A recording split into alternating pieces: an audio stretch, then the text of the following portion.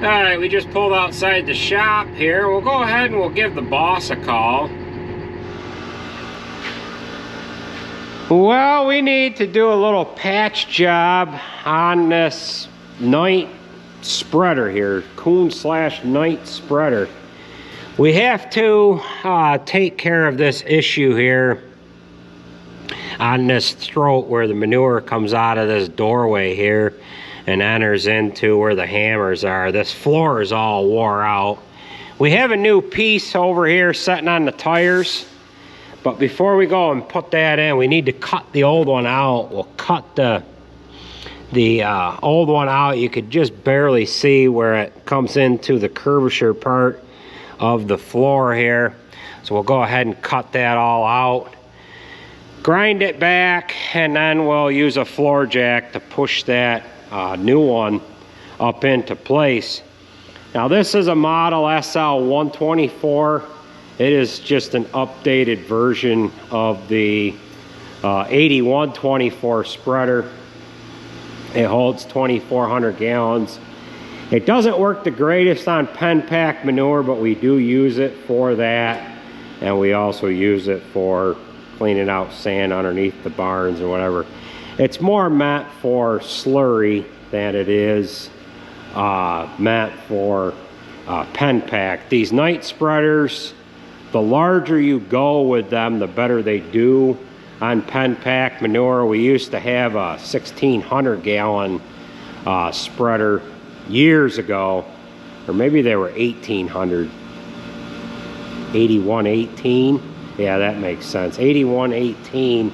That didn't do as good as the 24, and then the 8132 or the SL132 works even better.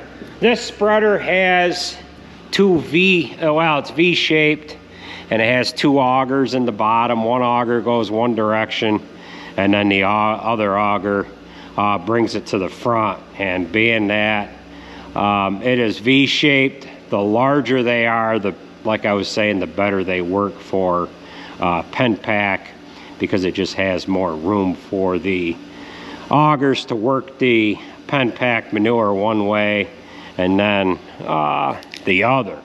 So we'll go ahead and get this floor cut out. That's kind of what it looks like from the top side here. We'll get that floor cut out, get the new one put into place, and then get this kicked out the door here.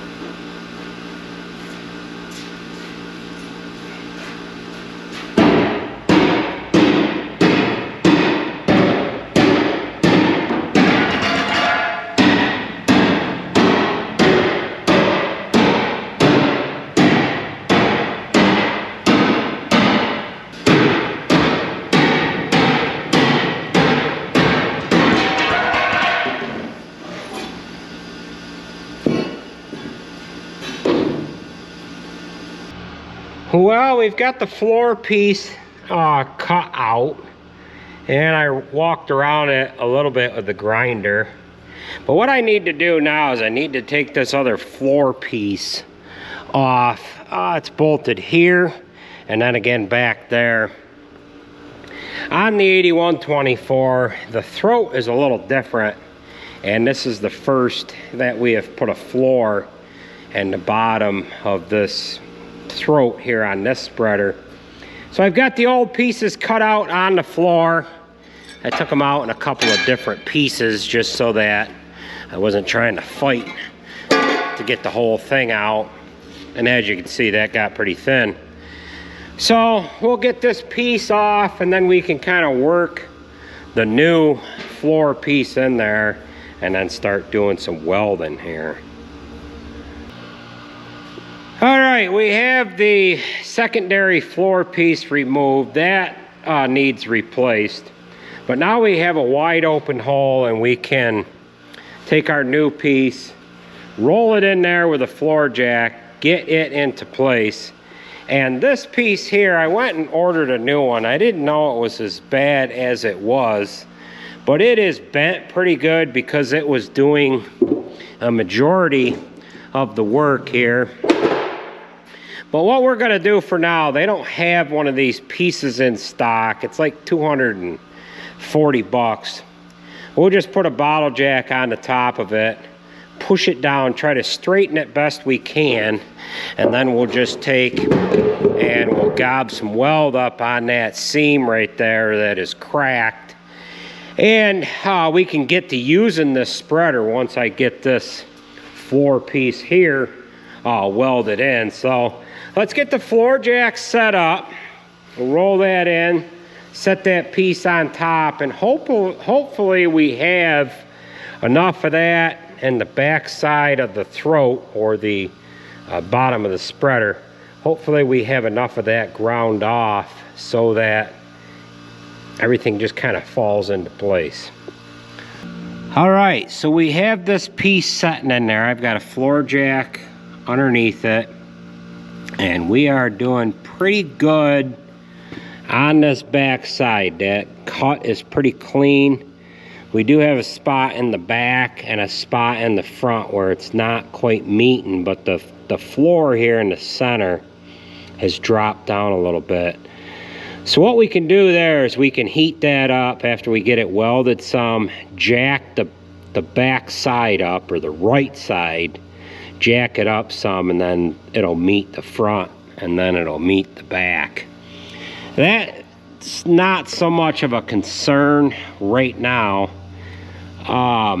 But what we have is we need to drop this down on the outside. This one hammer is going to hit the floor. So we have the floor too high on this left side. So what I'm thinking about doing is just taking a couple of pieces of steel and welding them on the top of this plate here to kind of bridge over the top of the floor, just so that it cannot drop past where it is. And then we can lower the floor jack to allow this left side here to drop down to where it needs to be. So I need to find some little scabs that I can tack weld on there to just kind of hold that up, and then we'll drop this left side down.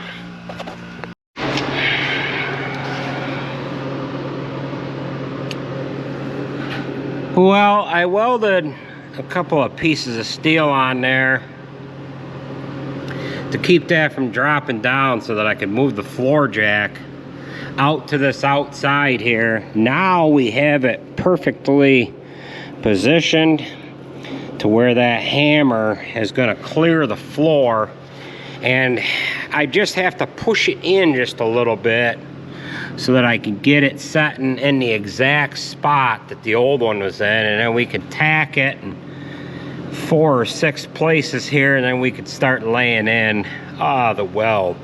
So we're going to go ahead and start tacking it in. We'll get it tacked in 4 light spots. We'll check everything out, and then we will weld it solid. All right, so this job is rolling right along quite nicely. We've got the plate all welded in, and I've managed to do all of the welding without any interruptions. Setting the plate in there, that was a different story. Several interruptions. So right now we're going to go ahead and straighten, or attempt to straighten, the plate that comes in after the plate that we just welded in. And this plate kind of curves in underneath the hammers out on this outer edge here. So what we're going to attempt to do is we are going to attempt to use the bottle jack to kind of take the belly out of that plate there. I'm not sure if it's going to work or not. All that much more reason to have a hydraulic press. But I don't have one of them yet. So we're going to go ahead and use this 20-ton bottle jack, lifting up on the drawbar of the tractor. I'm not sure if it's going to work or not, but we're going to give her a try. Alright, so we've got the air hose hooked up, and we'll go ahead and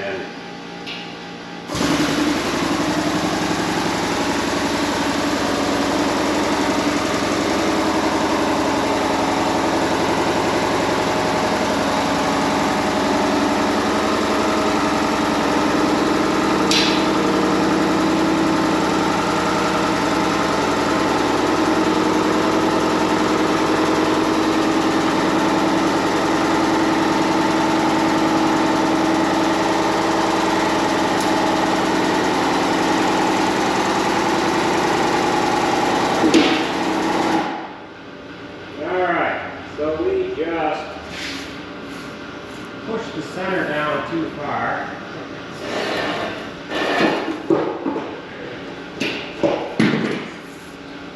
We might have actually ruined it. Not too awful sure.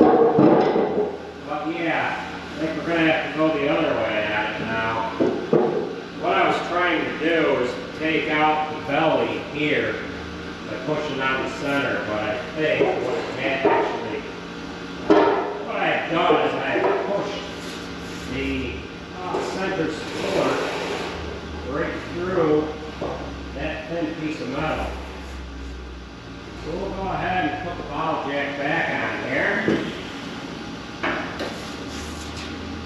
And we'll see if we can push it the other way.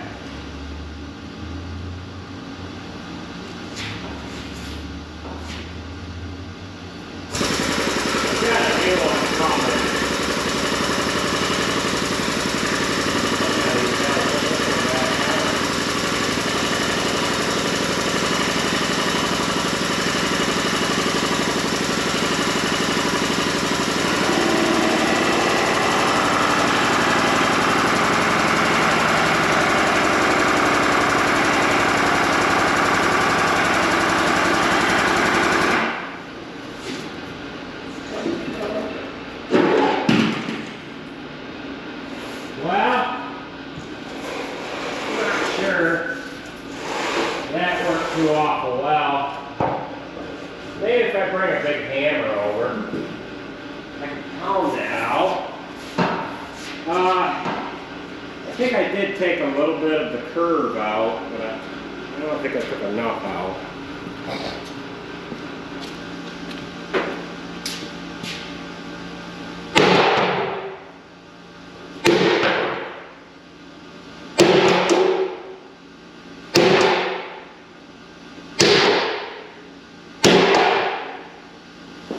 Alright, so what we've done is we've kind of taken the curvature back to the original form before we put the bottle jack in there. I'm trying to bend the center, but all I might have to really bend is this piece of angle iron. So let's go ahead and try that.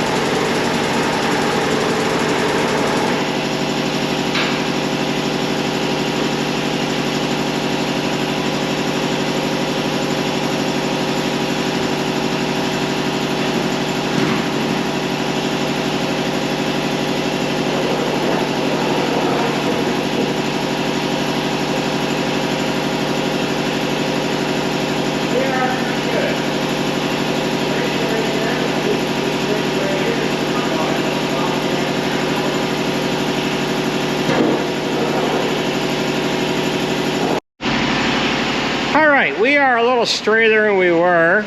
I originally started with the bottle jack right on the center. When I pushed that down, it pushed the center panel right through, and we ended up having to pound it back with a sledgehammer. Then we put the jack on this just slightly to one direction of center here, straighten that point, and then we just got done straightening this point here.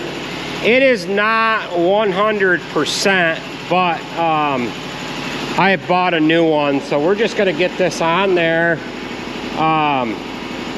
just so that we can use the spreader for the couple 3-4 days while we're waiting for this panel to come in. Before we put it on there, I'm gonna go ahead and put a little bit of a weld that in a little bit, and then we'll bolt it into place. Well, we have this project all done. I was able to get that floor to go up underneath there. Got that bolted into place. And then, of course, we welded this other plate in there. We've got that all done. I ran around it with a grease gun. Again, I ordered that bottom plate there, and I'm gonna need to order a door here too. The outer skin is coming off of it, but we'll have to get one for it as well. Now this SL series Pro Slinger, they have updated quite a few things, and one of them is this front oil bath here, or this front area that has the chains, you know, all the drive chains and whatever. This is quite a bit different from the older version of this spreader. The older version had a door that you kind of picked up out of a groove to get into this area here. And this outer chute was a little different on the older ones as well. This has got like a clamshell piece that comes down over the actual hammers with a rubber gasket, so that if you lose any loose stuff in here, it won't dribble out through the hammer, through the discharge hammers. The old ones had a diverter flap that ran on here, and you could adjust the throw of the manure. They started putting them flaps on in the 100 series, and they thought guys would be able to use them to put sand in their barns, but I don't think anybody ever ended up using them to put sand in the stalls, that flap that come down. Instead of the manure flying like that, you could put that flap down and have it dump into a windrow just a few feet from the outside of the spreader. So we're gonna go ahead and pull this on outside, and maybe we'll go ahead and throw a load on it and see how it does here. All right, we just pulled outside the shop here. We'll go ahead and we'll give the boss a call, and we'll see where he's moving manure from, and we'll go up and load up a load. Hello? Hey, where are you loading manure at? Barn 3. Okay. How's the field? Where's the field? You're going down to Niles's. How is the field? Thanks and back. Alright. Okay, I'll be right there. Alright, we'll see ya.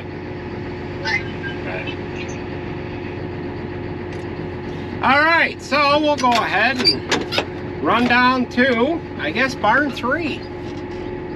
We have liquid manure going to two different places. And Andrew has been hauling box stall manure all day here. There's Jason there. Jason and Sarge are hauling manure with 2 straight trucks to the field where Sarah's spreading. And Tim, Richard, and Jared are hauling to another farm where Nate is spreading. So we have these barns numbered as we built them. So this is barn 1, the old cow barn used to be there. This is barn 2. This was actually our first freestall. Both of these silos here fed a feeder inside that barn there. This here was an old machinery barn that we've added on to a couple of different times. That's barn 3, and then we've got barn 4 in behind us. So we're gonna go ahead and pay attention to things here. We've got this is rough down through here. We have a lot of box stall manure piled here. So we're gonna go ahead and get loaded up, and then we'll touch base with you once we get to the field. Well, I hope I didn't overload it.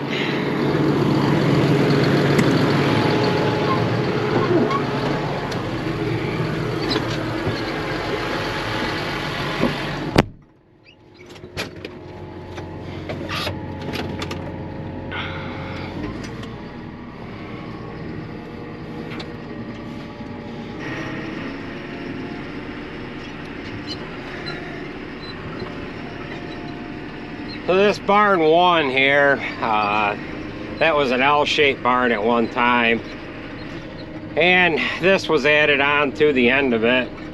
We tore the old cow barn down, and then we added this section here on there. So we've got a couple mile trip to the field.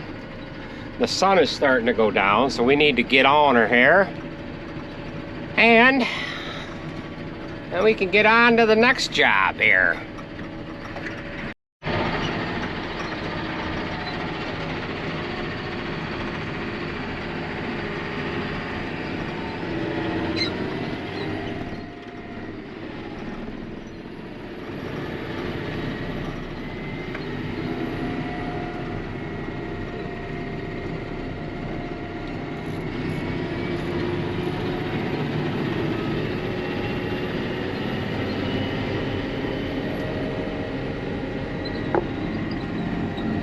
We used to have heifers in this barn.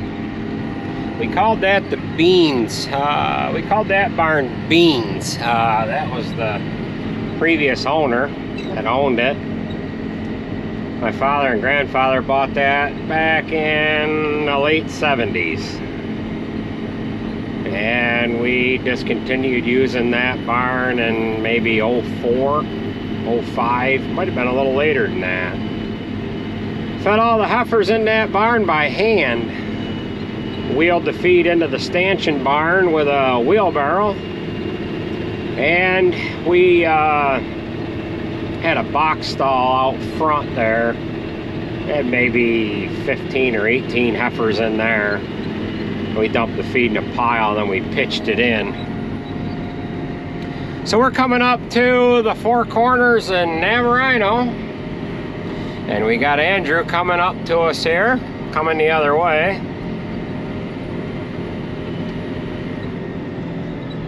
And there he goes.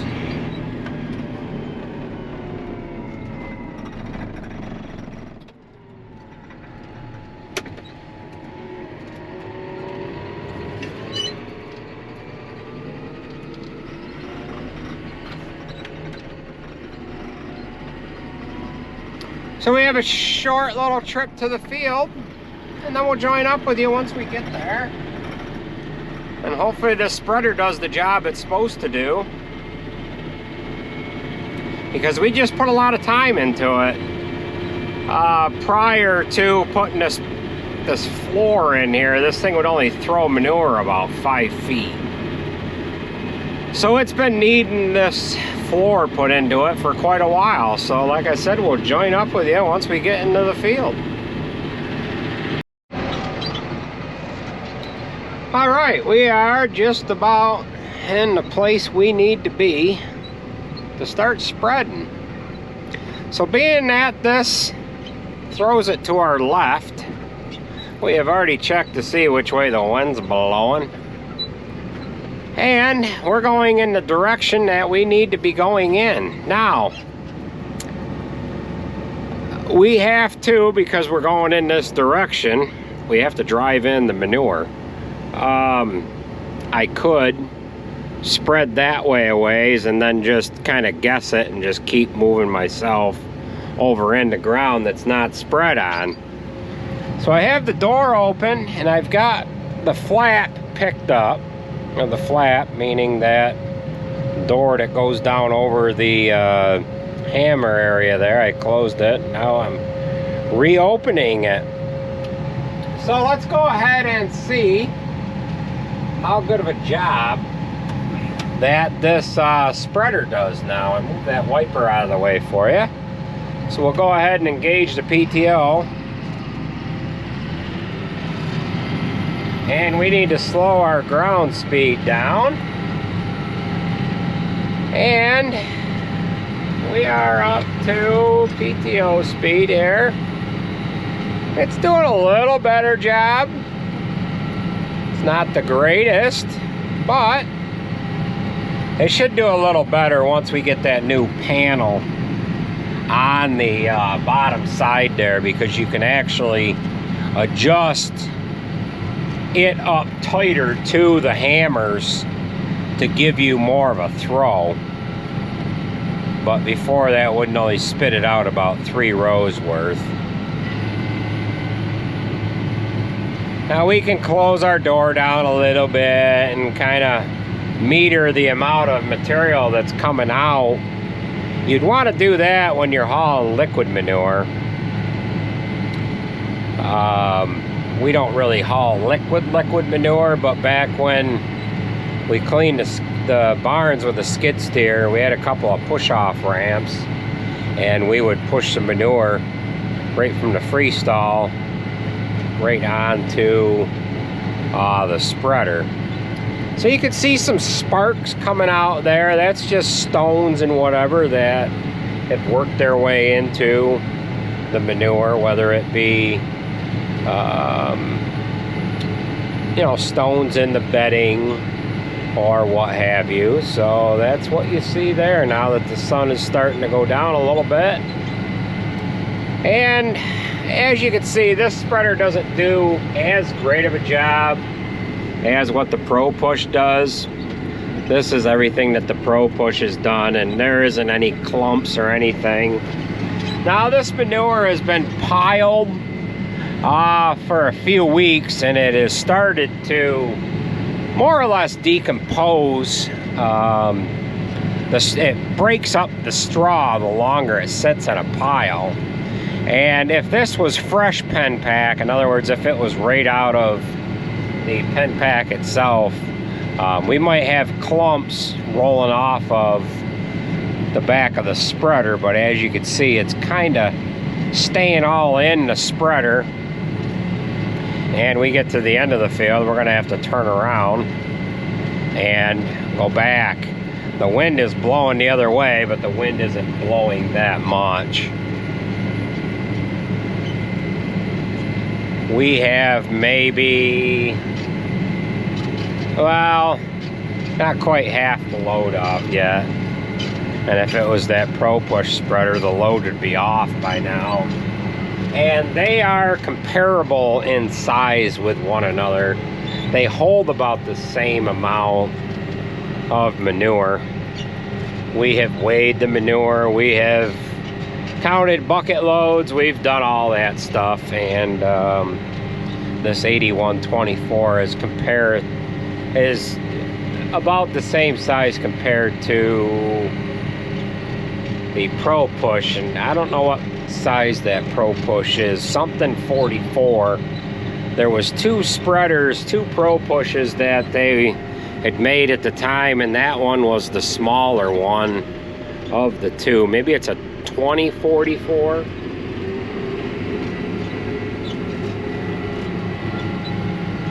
So we'll go ahead and just work our way down towards the other end of the field here.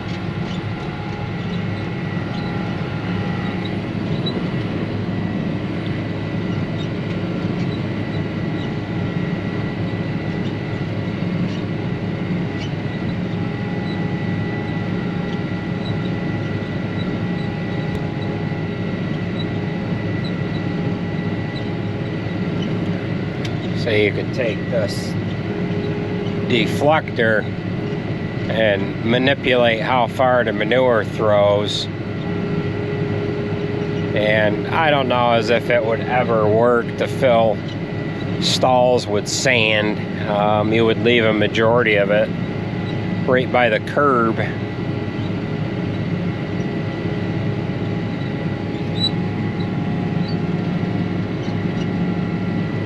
Kind of a slow process spreading this box stall manure.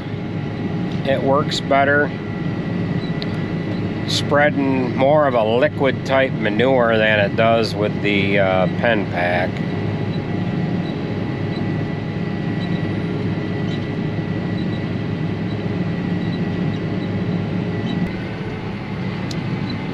Alright, we have just a little bit more on, and we are making our way down through the field on our third pass here. We're kind of just spreading it up against our last pass, trying to guess how far the spreader threw it. And as you can see, there's some inconsistencies in the spread pattern on this Pro Push spreader. Now it is empty now, but you can kind of see that it's not all consistent there.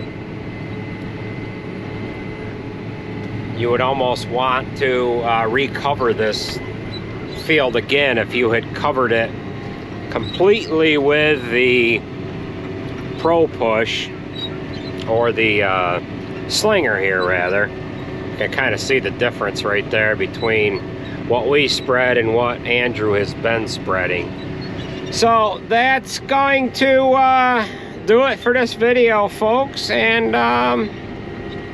we'll catch you at the next one. I should be able to get that panel in a few days here. I'll have to go ahead and order a door for it, but other than that, it is back working the way it's supposed to be working. So that's gonna do her. Take it easy, folks. We'll catch you at the next one.